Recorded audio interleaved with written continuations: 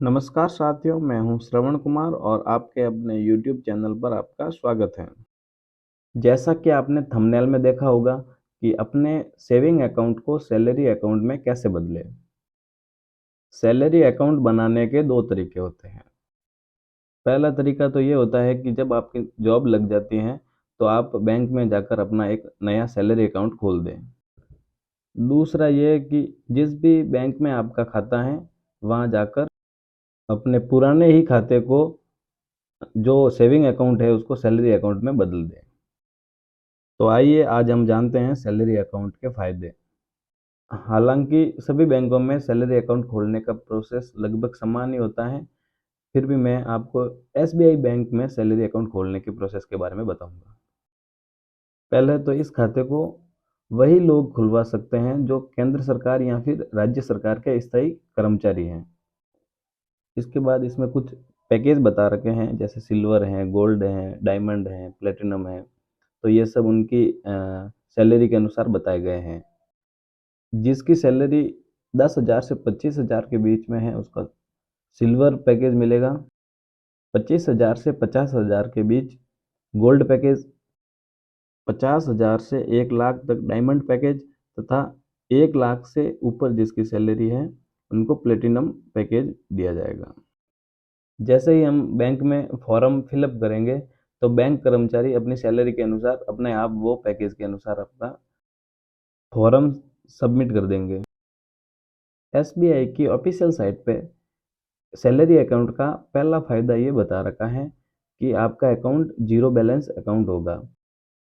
कई बार हम अपने सेविंग अकाउंट में देखते हैं कि हमारे अकाउंट से कई बार 200, कई बार 250, पता नहीं कितने-कितने पैसे कट जाते हैं।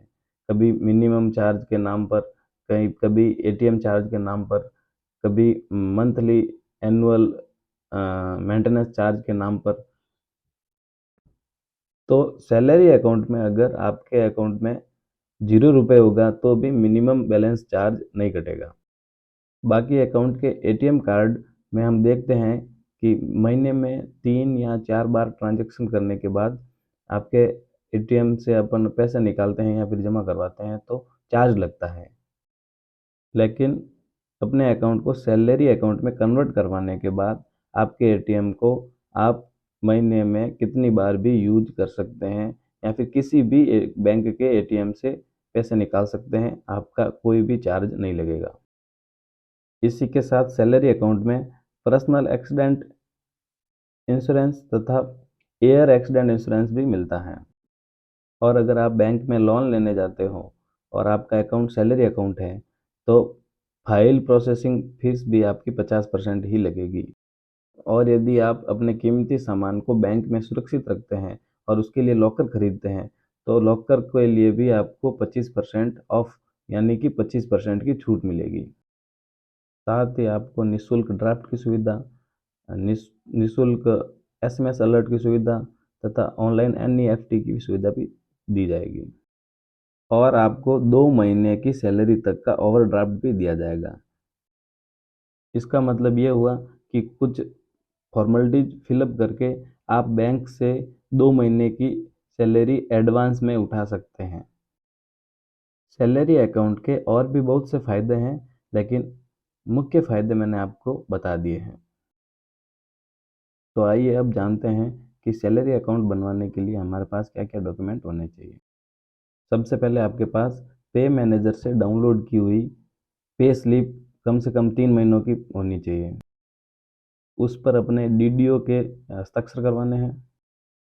साथ ही जिस विभाग में आप लगे हुए हैं, उस विभाग का जॉइनिंग लेटर आपके पास होना चाहिए तथा आधार कार्ड और पैन कार्ड की फ़ोटोकॉपी के साथ सेविंग अकाउंट को सैलरी अकाउंट में बदलने के लिए जो फॉर्म होता है, उस फॉर्म को भर के बैंक में जमा करवाना है।